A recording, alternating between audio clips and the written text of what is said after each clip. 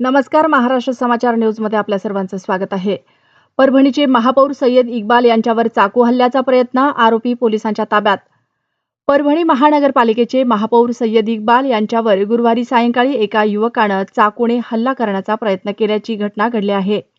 मात्र सुरक्षा रक्षकाच्या तत्परतेमुळे मोठा अनर्थ टळला असून आरोपीला तात्काळ ताब्यात घेण्यात आलं.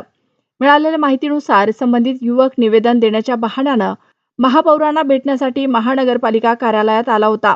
यावेळी दोघांमध्ये काही कारणावरून वाद झाला. त्यानंतर सुरक्षा रक्षकांनी युवकाला कार्यालयाबाहेर काढलं.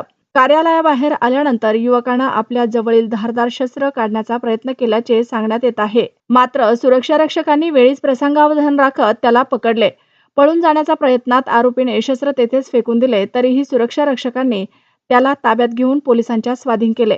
या घटनेनंतर महानगरपालिका परिसरात तसेच नवा मोंढा पोलीस ठाण्याबाहेर महापौर सय्यद इक्बाल यांच्या समर्थकांनी मोठी गर्दी केली. परिस्थिती नियंत्रणात ठेवण्यासाठी पोलिसांनी अतिरिक्त बंदोबस्त तैनात केला. दरम्यान आरोपीविरुद्ध नवा मोंढा पोलीस ठाण्यात गुन्हा दाखल करण्याची प्रक्रिया सुरू आहे. या घटनेचा महानगरपालिका कर्मचारी संघटनेने तीव्र निषेध व्यक्त केला आहे.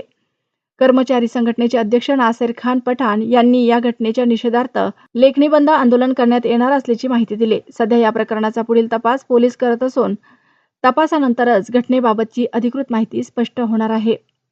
प्रतिनिधी परवेश शेख, परभणी.